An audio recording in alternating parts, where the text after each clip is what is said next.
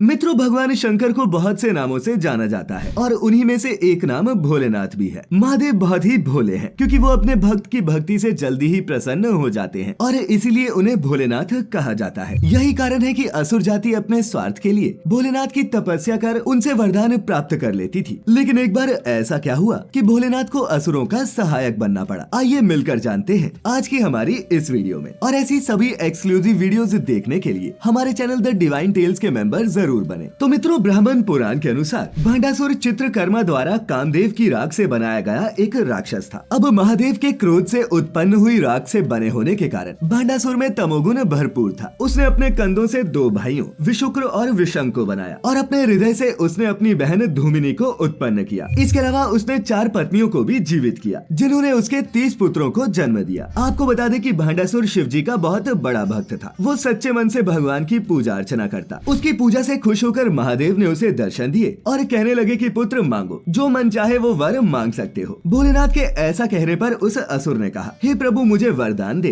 कि मैं देवताओं आदि किसी प्राणी के हाथों न मरूं। जिस पर प्रभु ने कहा तथास्तु और साथ ही उसे कई तरह के दिव्य अस्त्र शस्त्र व 60,000 साल के लिए राजसुख भी दिया। वहीं इस वरदान की खबर जब दैत्य गुरु शुक्राचार्य को लगी तो उन्हें देवताओं को नीचा दिखाने का ये अच्छा अवसर लगा। फिर शुक्राचार्य असुर भंड के पास आए और उसे समझाने लगे कि शंकर जी के वरदान का उसे अच्छी तरह उपयोग करना चाहिए। ये सब करने के लिए उसे एक गुरु की जरूरत है। जिसके बाद दैत्य गुरु शुक्राचार्य भांडासुर के गुरु बन गए। उन्होंने मय को बुलाया और शोणितपुर नाम की एक नगरी को सजवाया, जिसके बाद भांडासुर को उसका राजा बनाया गया। अब मित्रों, शिव भक्त भांडासुर के राज में दैत्य भी धर्म के मार्ग पर चलने लगे। वो खुद भी महादेव की पूजा में ही लीन रहता। हर जगह वेद पाठ किए जाने लगे और घर घर यज्ञ होने लगा। ऐसे ही करते करते 60,000 वर्ष बीत गए। जिसके बाद असुरों के साथ रहने के कारण धीरे धीरे भांडासुर माया की चपेट में आ गया। अब जैसा कि हम बता चुके हैं कि उस दुष्ट असुर की 4 पत्नियां पहले से थी, लेकिन इसके बावजूद उसका मन एक दिव्य अप्सरा पर आ चुका था। पहले उसके खास मंत्री, फिर सेवक और फिर बाद में पूरी प्रजा भी भोग विलासी बन गई। अब भोग विलासी बनने के बाद शोणितपुर में महादेव का कोई नाम लेने वाला नहीं बचा था और न ही कोई भगवान की पूजा अर्चना करता। इस सब के बाद भांडासुर का अत्याचार बढ़ने लगा। उसने अपने बल से तीनों लोगों को अपने अधीन कर लिया। उस दुष्ट असुर के भय के चलते देवराज इंद्र देवर्षि नारद मुनि की शरण में गए और उनसे इस समस्या का हल निकालने के लिए विनती करने लगे। इस पर नारद मुनि ने आदिशक्ति देवी ललिता यानी कि देवी त्रिपुर सुंदरी को प्रसन्न करने की विधि समझाई। फिर इधर जब दैत्य गुरु को ये बात पता चली तब वो भांडासुर के पास गए और उन्होंने उसे समझाया कि सभी देवता मिलकर हिमालय पर देवी पराशक्ति की पूजा कर रहे हैं और अगर उन्होंने माता को प्रसन्न कर मनचाहा वर मांग लिया तो तुम्हारा अंत तय है। इसीलिए तुम्हें देवताओं की इस पूजा में विघ्न डालना होगा। फिर भांडासुर ने अपनी पूरी सेना लेकर देवताओं पर चढ़ाई कर दी, लेकिन इससे पहले वो देवताओं के करीब पहुंच पाता, माँ पराशक्ति ने उसके और देवताओं के बीच दिव्य तेज की एक दीवार खड़ी कर दी, जिससे उस असुर का क्रोध और बढ़ गया। फिर भांडासुर ने दानवास्त्र का प्रयोग किया, जिससे वो दीवार टूट गई, लेकिन पल भर में वो दीवार दोबारा बन गई। असुर ने इस बार वायव्यास्त्र का इस्तेमाल किया। इस बार भी दीवार टूटी, लेकिन वो फिर पहले की तरह ही बन गई। और ऐसा बार बार होने के बाद असफल होकर भांडासुर अपने नगर शोणितपुर लौट आया। उसके लौटने के बाद देवता डर के मारे कांपने लगे कि यदि ये दीवार नहीं रहेगी तो उनका क्या होगा। इसके बाद देवताओं ने माता पराशक्ति की आराधना और बढ़ा दी, जिसके बाद माँ एक दिव्य कन्या के रूप में प्रकट हुई और वहीं पर त्रिदेव यानी कि ब्रह्मा, विष्णु और महेश भी आ पहुँचे। ब्रह्मा जी ने सोचा कि देवी ललिता अगर यही पृथ्वी पर रहे तभी देवताओं की रक्षा संभव है, इसीलिए उन्हें सांसारिक रिश्ते में बनना होगा। फिर उनके मन में ये विचार आया कि क्यों न पराशक्ति का विवाह करवा दिया जाए। अब मित्रों, देवी ललिता से विवाह के लिए योग्य वर महादेव के अलावा कौन हो सकता था। जिसके बाद भगवान शिव ने अपने अंश से एक अत्यंत सुंदर युवक का स्वरूप प्रकट किया और भगवान ब्रह्मा ने उस युवक का नाम कामेश्वर रखा। फिर जब देवी पराशक्ति ने कामेश्वर को देखा तो दोनों एक दूसरे पर मोहित हो गए और विवाह के बंधन में बंध गए। उधर दूसरी तरफ भांडासुर ने हर और भीषण उत्पात मचा रखा था। फिर अंत में देवी पराशक्ति ने माता ललिता का अवतार लिया और भांडासुर की सेना के साथ भीषण युद्ध आरंभ कर दिया। बता दें कि भांडासुर ने सेना में महादेव के कई रूप खड़े कर दिए, जो कोई और नहीं बल्कि नाग थे। ये नाग ऐसे थे जो अपनी इच्छा से किसी का भी रूप ले सकते थे। ऐसे में देवी ने जब अपने समक्ष महादेव को खड़े देखा तो वो और उनकी पूरी देवी सेना रुक गई, क्योंकि देवी ललिता भगवान शंकर पर प्रहार कैसे कर सकती थी। इसके बाद वो सभी बहरूपीय नाग देवियों पर भारी पड़ने लगे, लेकिन कुछ समय बाद जब उन्होंने अपने मुंह खोले तो उनकी जीभ कटी हुई नजर आई। ये देखकर सभी देवियां समझ गई कि ये महादेव नहीं बल्कि नागासुर है। फिर देवी नकुला ने अपने एक ही प्रहार से उन्हें सभी सर्पों को मार गिराया, क्योंकि देवी नकुला नेवलों की माता थी और नेवलों व सांपों में हमेशा से ही शत्रुता रही है। अब ये सब होने के बाद भांडासुर ने एक से एक भयानक अस्त्रों का इस्तेमाल करना शुरू कर दिया, लेकिन देवी ललिता ने सबको काट गिराया। भांडा के रोग फैलाने वाले हथियार को भी देवी ने मंत्रों वाले अपने हथियार से विफल कर दिया। फिर युद्ध में एक समय ऐसा भी आया जब भांडा ने अपनी माया से असुर हिरण्याक्ष, हिरण्यकशिपु, रावण, कंस और महिषासुर जैसे कई शक्तिशाली दैत्यों को फिर से पैदा कर देवताओं को डराया। जिसके बाद देवी ललिता ने अपने 10 नाखूनों से भगवान वराह, नरसिंह, प्रभु राम, श्री कृष्ण, देवी दुर्गा आदि के स्वरूप प्रकट किए और फिर अंत में देवी ललिता ने काम तत्व से भरे प्रेम बीज वाले कामेश्वर नाम के अस्त्र का इस्तेमाल किया और भांडासुर का संहार कर दिया। जिसके बाद सभी देवता काफी प्रसन्न हो गए। मित्रों, बता दें कि माँ त्रिपुर सुंदरी की पूजा करने से आत्मिक बल के साथ साथ यश और कीर्ति की भी प्राप्ति होती है। उनका खास हथियार एक का डंडा और फूल है। देवी शांत मुद्रा में लेटे हुए कमल पर विराजमान रहती है और उनकी 4 भुजाएं हैं जिनमें वो पाश, अंकुश, धनुष व बाण धारण करती है। इतना ही नहीं, देवी के आसन को त्रिदेव और यमराज अपने मस्तक पर धारण करते हैं। भगवान शिव की ही तरह माता के भी 3 नेत्र हैं और वो भी अपने मस्तक पर अर्धचंद्र धारण करती है। तो मित्रों, आज हमने जाना कि क्यों युद्ध में असुरों के सहायक बने महादेव। आज की ये प्रस्तुति आपको कैसी लगी नीचे कमेंट करके जरूर बताएं और अगर अच्छी लगी हो तो इसे अपने मित्रों रिश्तेदारों के साथ भी जरूर साझा करें। ऐसी सभी धार्मिक और आध्यात्मिक कथाओं के लिए जुड़े रहें द डिवाइन टेल्स परिवार के साथ। और हाँ, अब आप हमारी वीडियोस फेसबुक पर भी देख सकते हैं, जिसके लिए आपको लाइक करना होगा हमारा पेज द डिवाइन टेल्स। तो मित्रों, फिलहाल आज के लिए बस इतना ही। अब इजाजत दें। आपका बहुत बहुत शुक्रिया।